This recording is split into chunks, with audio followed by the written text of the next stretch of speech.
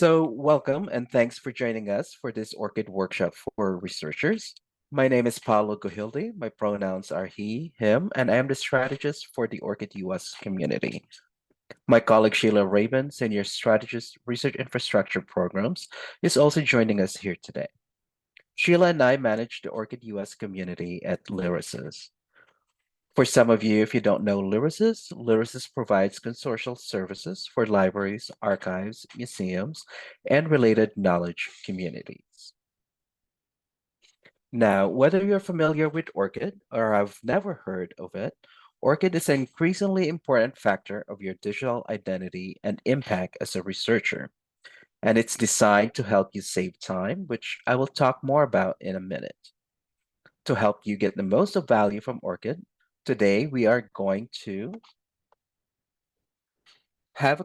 cover an overview of ORCID, the ORCID ID and the ORCID record, how ORCID can benefit you, and then we'll make sure that you know how to get your own ORCID ID if you don't already have one.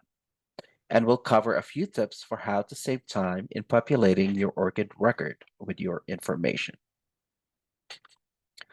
So, for those who may be unfamiliar, or as a refresher for those who already know, what is ORCID? ORCID stands for Open Researcher and Contributor Identifier.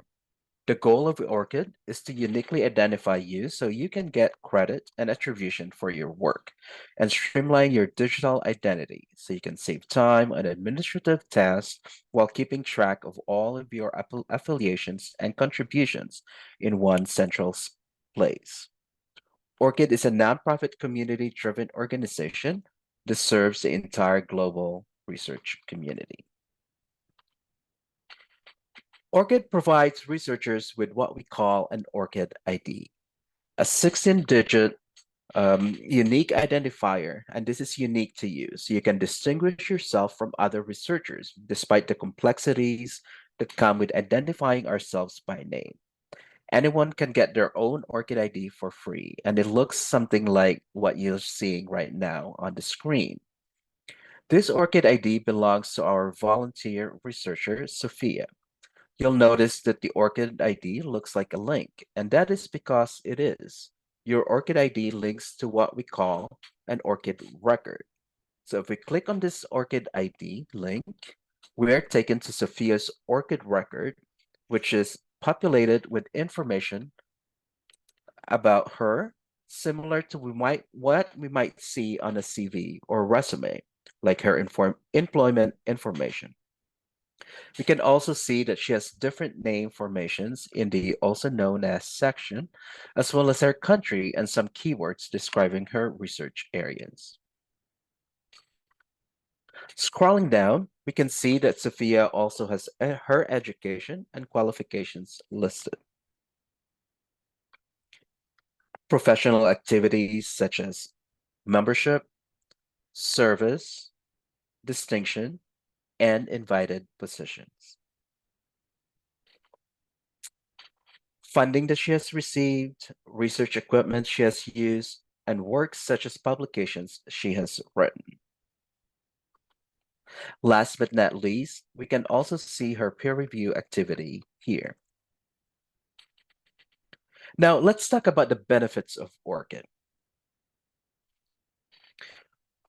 ORCID distinguishes you from others. Your ORCID ID persists over time, even if your name changes or if anything else in your life changes. Your ORCID record can bolster your digital identity, and ultimately, your ORCID record can save you time when you have to fill out forms that ask for information about you and your research activities. Additionally, many publishers and funders are starting to require ORCID IDs from authors and investigators. So if you have not already run into this, it's likely that you will in the future.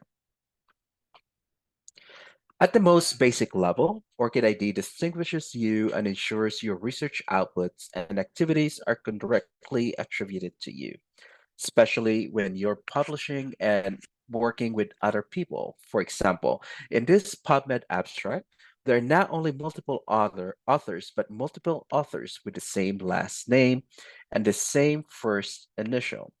So it's impossible to distinguish who is who these researchers are, their credentials, institutional affiliations, or other research that they may have contributed to. These are just name on the page with no additional context or identifying information.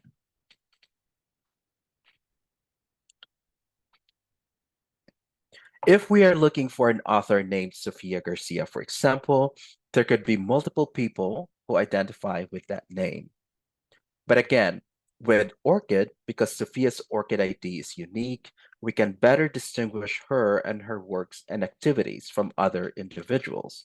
So ORCID helps to streamline your online digital identity in the research landscape.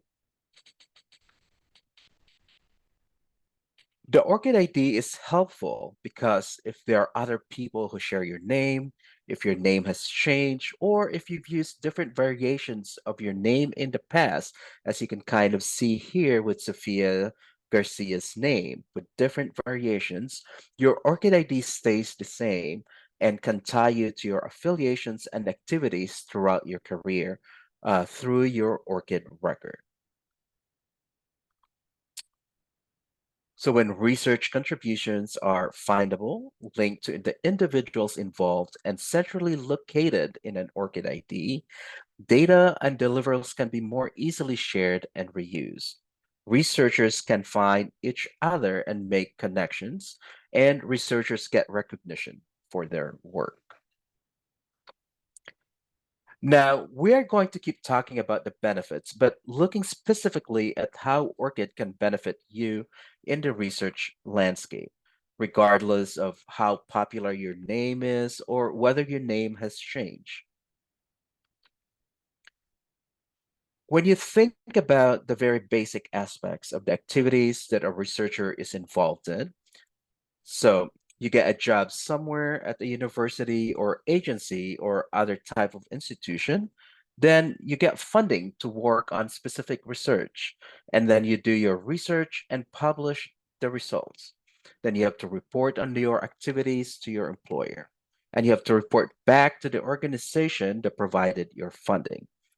This diagram is very simplistic, and we know that things can get increasingly complex as you continue to work with more and more organizations over time.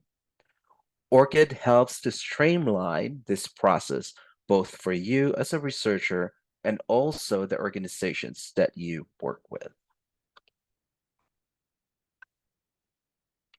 When it comes to getting funding, many funders, especially in the health sciences, not only ask for or require that investigators provide their ORCID ID so the funder can distinguish you. But they also use your ORCID to help you save time depending on what funder you are working with and what system they are using. These are just a few of the funders that are using ORCID in their workflows. So funders such as American Heart Association, Children's Tumor Foundation, and Simons Foundation, for example.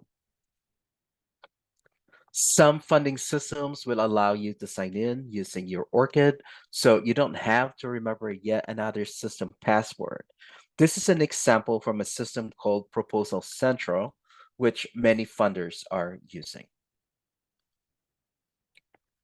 Some funding systems will allow you to import info or information from your ORCID record directly into funding applications and also into progress reports so that you don't have to spend time filling out forms and retyping everything over and over again.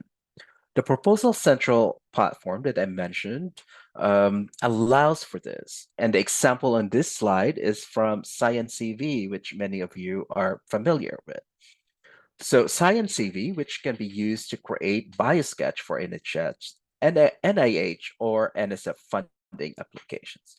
So when you are creating a new biosketch, you can select ORCID as an external source, and the system will automatically pull in all of your information from your ORCID record, such as your bio, employment, history, and educational background. Then for work citations, you can select ORCID, then select which citations you want to import into Science CV from your ORCID record. Finally, when you do this, make sure to click Save Citations, and this should add your selected citations to your BioSquetch. As for developments related to Science CV, we will discuss that a little shortly. Now, and some funders will actually add your funding award to your ORCID record for you. So you don't even have to update that yourself. This is an example of funding that a researcher received from the Children's Tumor Foundation. And you can see the source of this entry is the Children's Tumor Foundation, which means that the organization or the foundation added this funding information to Raymond's ORCID record on his behalf. So he did not have to enter it himself. So again, it is saving time of the researcher. In this case, it is saving Raymond's time. Now, let's talk a little bit about developments related to federal funding agencies and persistent identifiers like ORCID.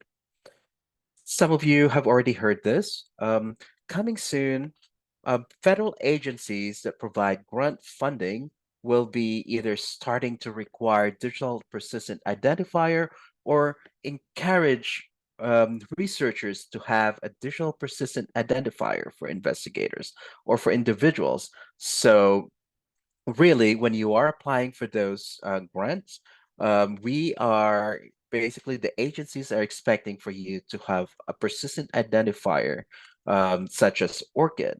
So basically, you can use your ORCID ID as so to fulfill that requirement. And we kind of see this, and there's going to be probably an uptick in usage of ORCID coming up in the next few years. We are also following developments in Science CV. Some of you are familiar with the upcoming NSF developments related to Science CV. So this coming October, new proposals will be using Science CV to create bio sketches. Though ORCID is not needed to create a bio sketch, however, having an ORCID or an ORCID ID to populate your biosketch is a much easier process, and you can save a lot of time when you're building your biosketch. Now, for publishers, same basic thing.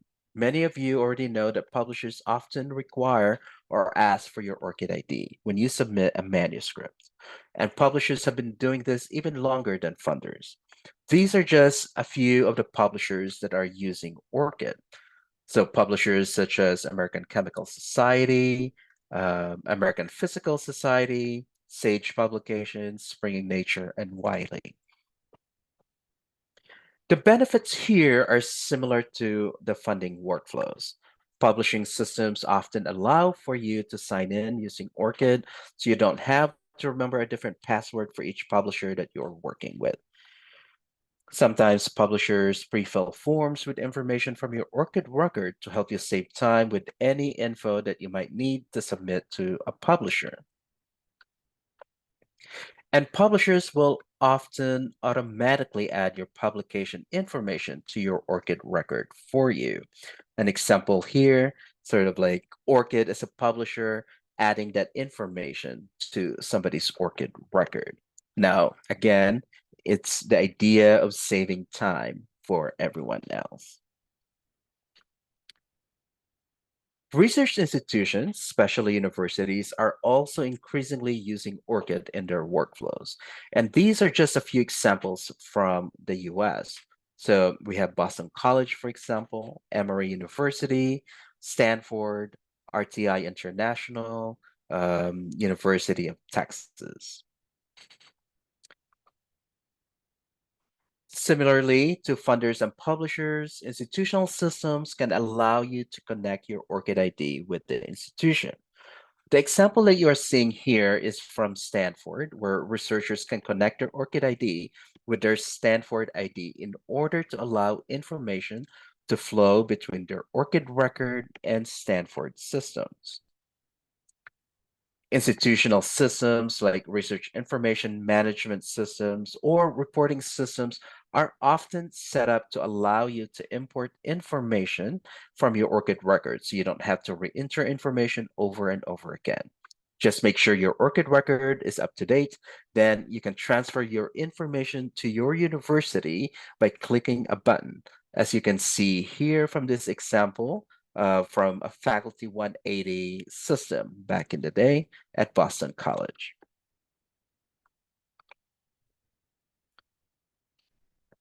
And like other ORCID integrations and other organizations, institutions can add information to your ORCID record for you, like your employment affiliation and any other relevant info where the source of the information will be the name of the institution rather than your own name, which adds a degree of authority and trustworthiness to the information in your ORCID record. So in this example, with the employment information, it is letting the world know that this particular ORCID user is employee of a state university in Maryland. So you get that source of state university. A few other areas where trusted organizations can add information to your ORCID record for you include the peer review activity. So if you have served as a peer reviewer and provided your ORCID ID during that peer review week, peer review work, it is possible to have your peer review activity automatically added to your ORCID record for you.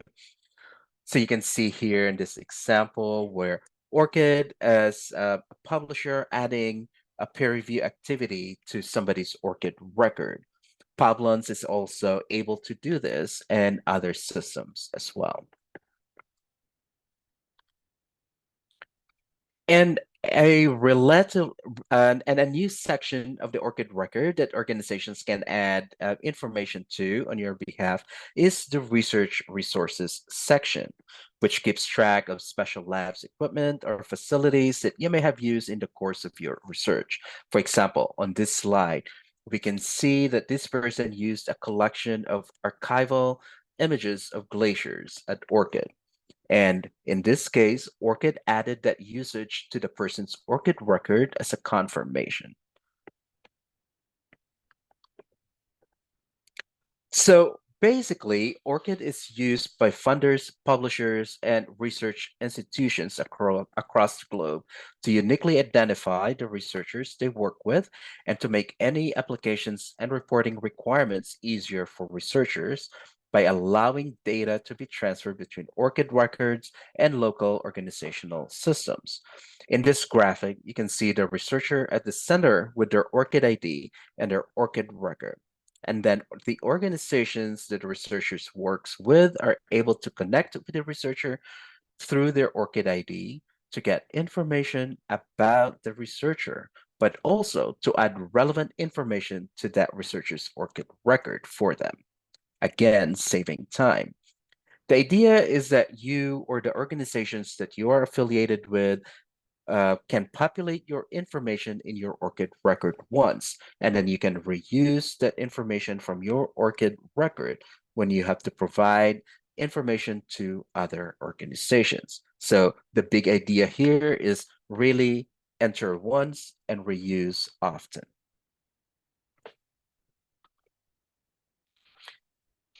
Not every organization or system uses ORCID in this way yet. So the best approach is to keep an eye out for the green ORCID ID icon when you are working with these types of organizations. And if you see it, use it so that you can save time by signing into a system using ORCID, importing info from your ORCID record to fill forms, report activities, and sending info or information from other systems to your ORCID record for future use. Now that we know what ORCID is and how it can benefit you, it's time to get your own ORCID ID if you don't already have one. So if you don't have an ORCID ID yet, or if you don't remember whether or not you have an ORCID ID, go to orcid.org/register. On the first screen, you will input your name, first name and last name, and your email address. It is recommended to add more than one email address so that if you lose access to one email account, you can still access your ORCID account. Next, you will set your password for your ORCID account, as well as your notification settings. And finally, you will set your default data visibility settings and accept ORCID's terms of use. For the visibility settings, this has to do with who can see the information on your ORCID record. The options are everyone, which means by default, the info in your ORCID record will be publicly visible online. Trusted organizations, which means that only organizations that you authorize will be able to see information on your ORCID record. And only me, which means the information will be completely private and only you can see it. We will talk more about these visibility settings in a minute, but I will say that in order to get the most value from your ORCID record, the public setting is recommended, or the trusted parties setting. You can always change the visibility for specific entries in your ORCID record if there are certain items that you want to be private or not publicly visible, and we will cover that next. But once you have registered for your ORCID ID, you will receive a confirmation email from ORCID that you will need to click on to confirm your account and start to add information. Now, if you try to register for an ORCID ID, but you already have one, ORCID would alert you if there's already an ORCID ID associated with your email address or addresses. The idea is that you will only have one ORCID ID to identify you throughout your career. Sometimes people have created an ORCID ID but then forget about it. So this is designed to prevent you from accidentally registering for multiple ORCID IDs. Once you have registered for your ORCID ID, or if you already have an ORCID ID, you can log into your ORCID record at orcid.org/login. Note that you can also choose to use your Gmail or Facebook credentials to log into ORCID. If you are affiliated with a university, you might be also able to use your university login credentials to log into ORCID by clicking the Access Through Your Institution button. Registering for your ORCID ID is the first step, but remember, to really benefit and save time with ORCID, you need to make sure you have information populated in your ORCID record. Adding information to your ORCID record is pretty straightforward. Remember that the more information you have in your ORCID record, the more it will serve to distinguish you, and you can save more time when interacting with ORCID-enabled reporting systems. The ORCID record provides space for you to include biographical information about yourself, including the also known as section, where you can list any other names you have used, employment and education information, membership, service, invited positions, and distinctions, fundings that you have received, and works that you have produced. One important thing to note before we get started is that you have the full control over the data in your ORCID record, your privacy and visibility of your data. So when you're logged into your ORCID record, you can control the visibility settings for each piece of data in your ORCID record by clicking the edit pencil icon or by clicking on the drop-down menu as shown here.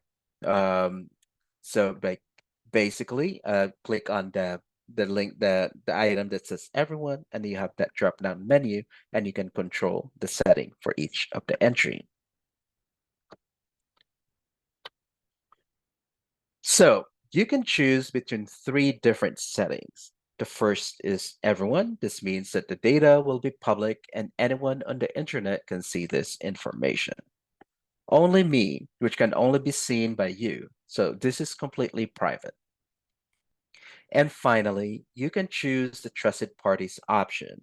And this means that only individuals that you designate or organizations that you connect your ORCID ID with will be able to see this information. So with these visibility settings in mind, let's get started with populating information in your ORCID record.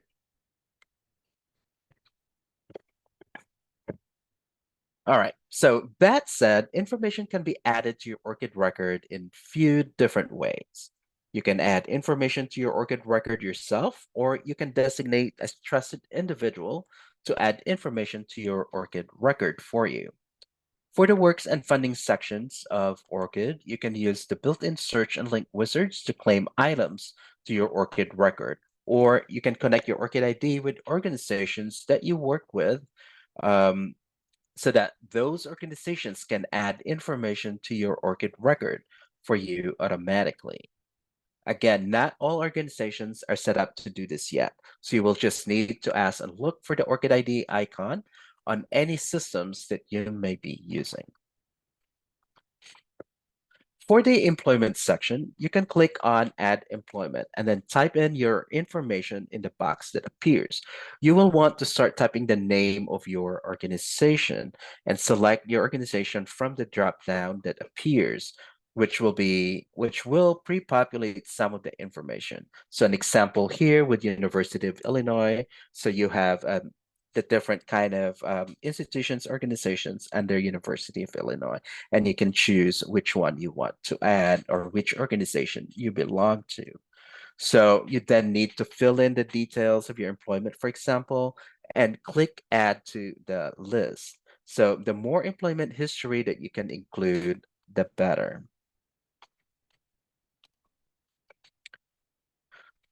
You will use the same basic process to add your education information. So go to the education section and click Add Education. Start typing the name of your organization and select it from the drop-down that appears. Then fill in your education details and click Add to List. If you are currently in school or university, your university might be able to add your education information to your ORCID record for you. So you might want to check with your school to see if this is an option for you. Additional areas in the ORCID record that you can manually enter information include the affiliation or professional activities section and biographical information. So biographical info, such as also known as country, keywords, websites, and social links area. Now, if you don't have time or if you have an assistant to help you, you can designate a trusted individual to add info and update your information on your ORCID record for you. When you are logged into your ORCID record, you can click on your name in the top right corner of the screen and click on Trusted Parties in the drop-down that appears. On Trusted Parties page, you will see a Trusted Individuals section where you can search for and designate someone as your trusted individual on your ORCID account. You can only make someone a trusted individual if they also have an ORCID account.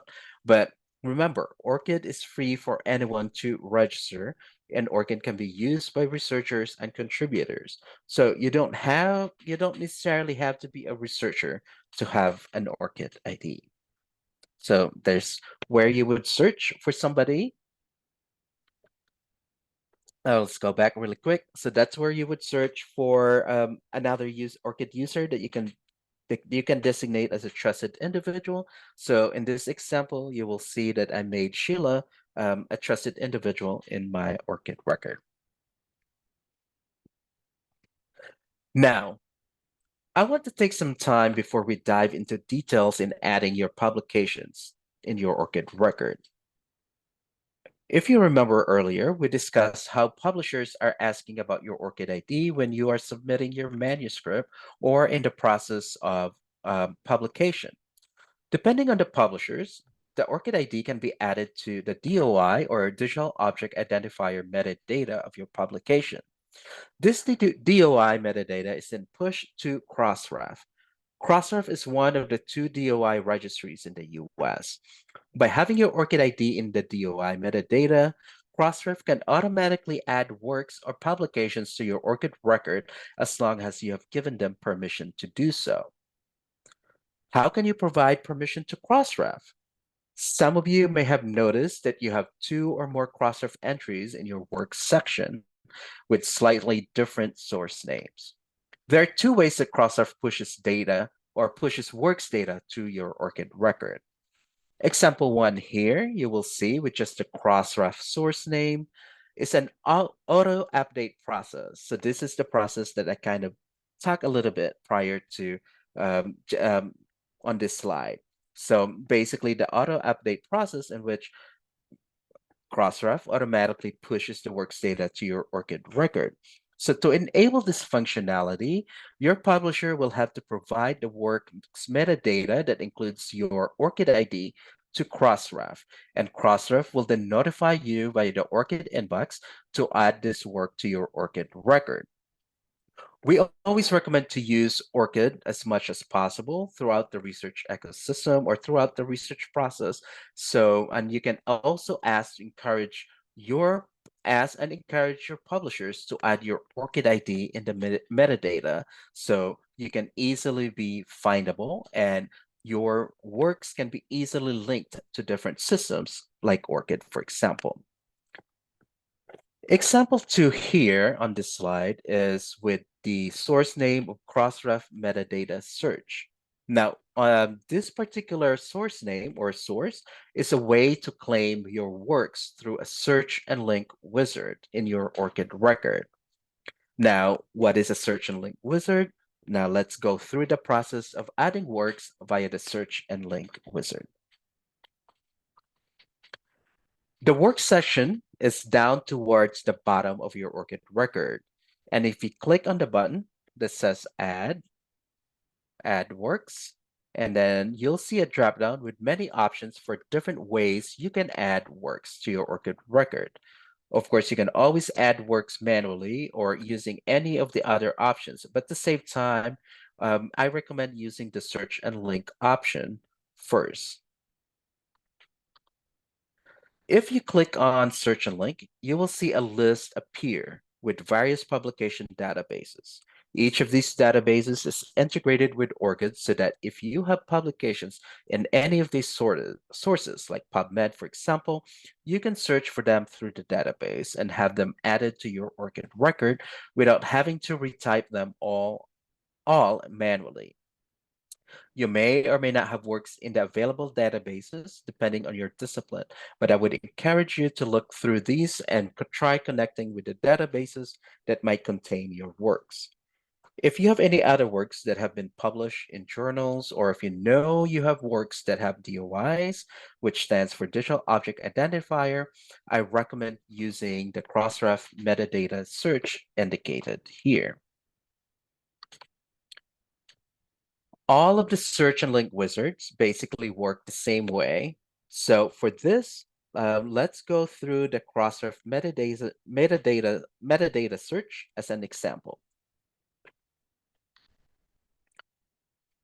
When you click on that, you will first be asked to authorize Crossref as a trusted party on your ORCID record, so they can add your work's information to your ORCID record for you. You will be taken to a search page where you can search within Crossref to find your publications. You can go ahead and search just based on your name, which is filled in by default, or if you know the DOI for your work, for example, you can include that as well. I will start just with Sheila's name and hit enter and launch search. A page will appear with search results, and ideally, you will be able to find works that belong to you. You can always adjust the search terms in the search box at the top. And if you don't see your works initially, you can use the search filters on the left side or sort by relevance or date. When you see a work that belongs to you, click Add to ORCID to have it added to your ORCID record for you. So this process is basically claiming your works from Crossref metadata search. So now this should appear in your work section when you claim that with the source as your name via Crossref metadata search or the name of the search and link wizard database that you are connecting with.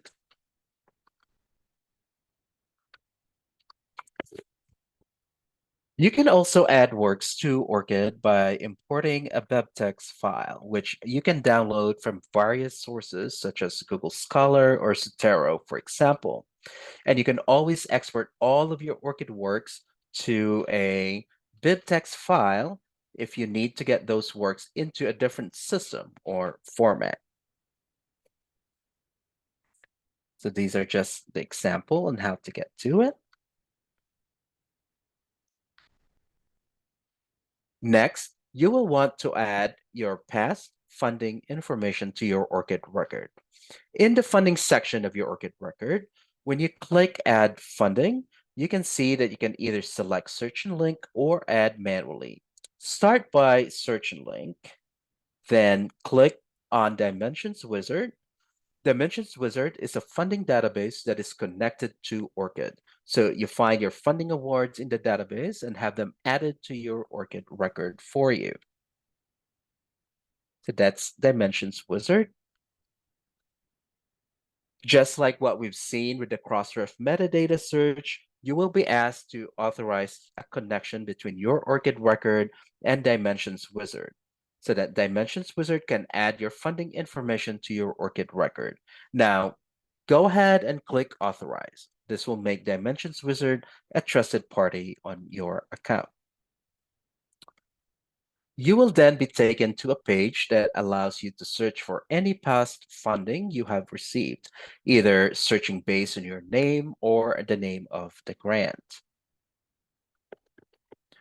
Once you have done your search, a list of matching grants will appear, and you can select which one or more than one that belongs to you using the checkboxes next to each listing. Once you have selected your grants from the list, scroll all the way to the bottom of the page and click Next. Confirm your selection and click Submit to ORCID. From there, you can go back to your ORCID record, and you should see the funding entry with the source indicating that it came from Dimensions Wizard. If you can't find any past grants in Dimensions Wizard, you can always add them manually.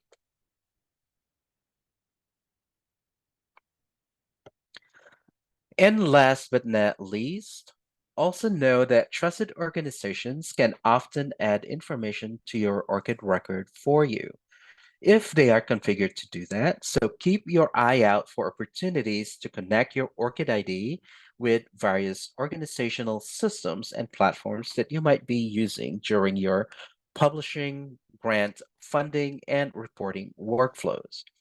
Trusted organizations are authorized through the same process that we saw when we connected with Crossref and the Dimensions Wizard earlier. Typically, when interacting with a system, you would be asked to connect your ORCID ID, where you would log in to ORCID and click Authorize when asked for permission to connect.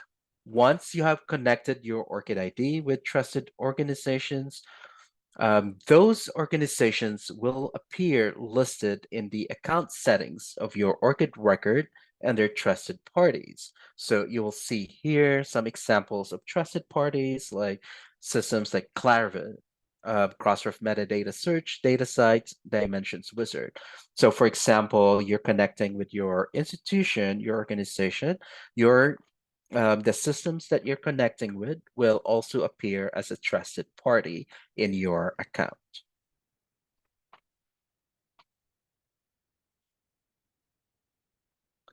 For trusted organizations, the thing to remember is that basically any organization that has enabled their systems to work with ORCID can ask for your permission to add authoritative information to your ORCID record for you.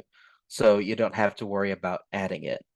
Here are a few examples where we can see that an organization has written information to these individuals' ORCID records, where the source of the information is the name of the organization rather than the name of the individual. So with this in mind, it's a good idea to authorize permission anytime an organization asks to connect to your ORCID record. So the information in your ORCID record can essentially be verified by the organizations.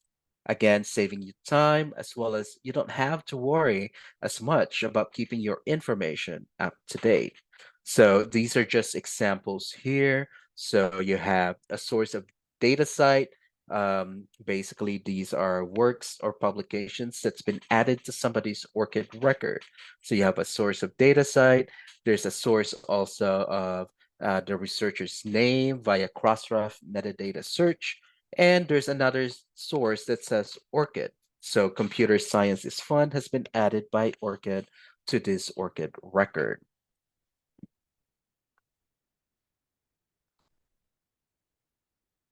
So we're about to end. So the message here is really to we want to encourage you to use your ORCID ID wherever possible.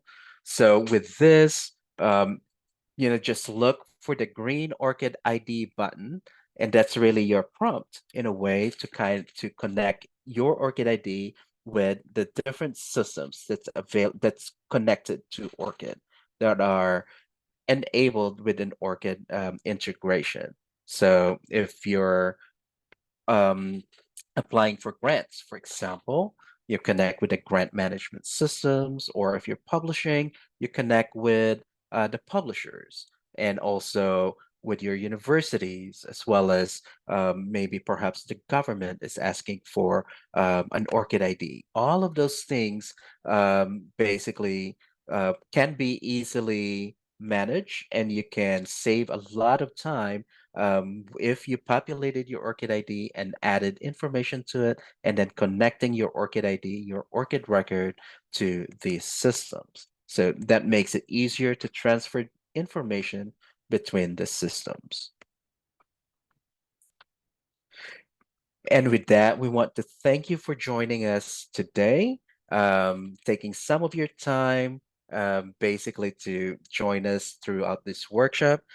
These are just our information, but feel free to email us if you have any questions at orcidus@lyrasis.org. Thank you for listening.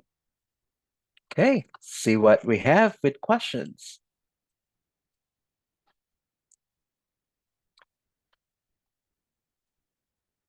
Okay. All right. Do we have any questions? There were a few questions that came through during the presentation that were answered in the chat. Just as a quick recap from that, the peer review section of the ORCID record, that information can only be added by a trusted organization. So it's typically that happens through the publisher. So if you're doing peer review and the publisher asks for your ORCID ID, they're probably asking for that because they're going to write that peer review activity onto your ORCID record for you. So you cannot add peer review activity yourself. That has to happen basically through the publisher during the peer review workflow. So just a clarification there. There was another question about the PubMed search and link wizard. Even though it says European PubMed Central, it's actually all of PubMed. It's not just Europe. So go ahead and use that source if you know you have publications in PubMed. And then finally, there was a question about dimensions and whether you need to subscribe in order to use the dimensions wizard. The answer to that is no. Anyone can use the dimensions search and link wizard to search for past grants that they've received and have those added to ORCID. Okay, there's some new questions coming in. Does information from trusted organizations need approval from the researcher prior to the info being added to a profile? The answer to that is so as a individual researcher, once you have granted permission to an organization, so you've gone through that authorization process that we saw a couple of times during the webinar, once you've done that for an organization, that means you've given that organization the approval to add information to your ORCID record. So that organization can go ahead and add information to your ORCID record once you've gone through that step. They don't have to ask you each and every time they have something to add, but the organization may choose to ask for your permission or have you select what things you want to have added to your ORCID record. So it can vary from one organization to another how much they ask you, do you want this thing added? Do you want that thing added? Versus just going through that approval process once and that organization just adding whatever information they have for you. So that's a great question. Another question that I think is kind of related here is, once you allow one of the import tools onto your profile, does it automatically add new content as you continue to publish, or do you have to go through and refresh the information? So for all of the search and link wizards databases, you do have to go back in and add new things. The exception to that is the Crossref search and link. So with the Crossref search and link wizard, you can claim past works, but once you're publishing and you're giving your ORCID ID to the publisher, you will receive something in your ORCID inbox basically the first time asking for permission to automatically add those publications to your ORCID record for you. So once you grant that permission, it will get automatically added anytime you have a publication with your ORCID ID included in the publication. The other one that does those automatic updates is the DataCite search and link. So once you connect your ORCID ID with DataCite, anytime you have some sort of work that has a DataCite DOI, that will automatically get added to your ORCID record. So Crossref and DataCite are really the only two that do the automatic updates. For everything else, like PubMed, Scopus, you have to periodically go back in and claim new publications.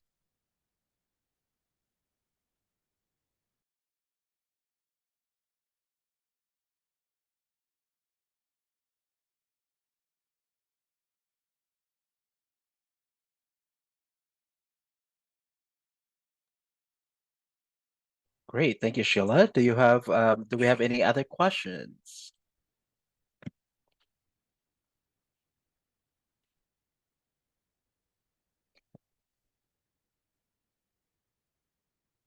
Okay, we will.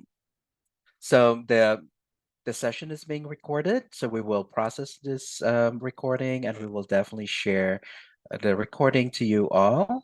We will also include some of the questions that's being asked today in that document, as well as the slide deck. So just watch out for that. We will email you directly. So anyone that registered to this session will receive that email with the link to the recording as well as the slide deck. Again, if you have any other questions, feel free to email us at orcidus@lyrasis.org. That's a big part of what we do here, is answering a bunch of questions, and we love answering them. So feel free to reach out to us at any time. And with that, I also just want to mention that we have an upcoming showcase as well in October. You can take a look at our ORCID US website with additional information about upcoming events. I will get that link to you all. You can monitor that website. All of our events will be listed here, and feel free to register if you want to join them. All right. Again, thank you for joining us today, and we will email you with the recording as well as the slide deck. Thank you and have a wonderful day. Great. And just, I'm seeing a last minute question about, will the recording be accessible to people who did not register? Yes, this will be posted on YouTube. And so when you get the link, you can share that with anyone. Anyone can watch this recording on YouTube. And yes, all of the links to the recording, the slides, that will all be in an email that you will receive shortly.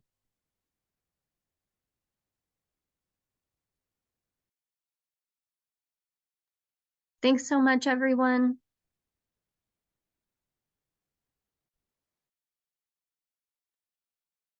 Have a great day. See you next time.